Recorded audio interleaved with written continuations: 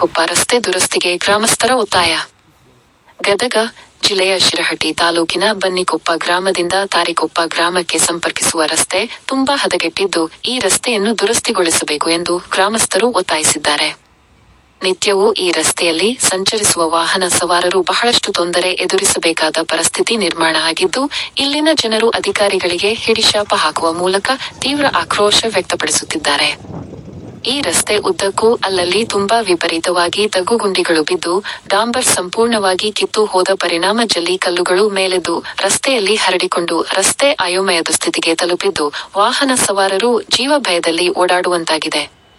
ಕಣ್ಮುಚ್ಚಿ ಕುಳಿತಿರುವ ಲೋಕೋಪಯೋಗಿ ಇಲಾಖೆಯ ಅಧಿಕಾರಿಗಳು ಹಾಗೂ ಚುನಾಯಿತ ಜನಪ್ರತಿನಿಧಿಗಳು ಈಗಲಾದರೂ ಸಹ ಎಚ್ಚೆತ್ತುಕೊಳ್ಳುವ ಮೂಲಕ ಹದಗೆಟ್ಟಿರುವ ಬನ್ನಿಕೊಪ್ಪ ತಾರಿಕೊಪ್ಪ ರಸ್ತೆಯನ್ನು ದುರಸ್ತಿ ಮಾಡಲು ಸೂಕ್ತ ಕ್ರಮ ಕೈಗೊಳ್ಳಬೇಕು ಎಂದು ಇಲ್ಲಿನ ನಾಗರಿಕರು ಆಗ್ರಹಿಸಿದ್ದಾರೆ. ವರದಿ ಚಂದ್ರಶೇಖರ ಸೋಮಣ್ಣವರ.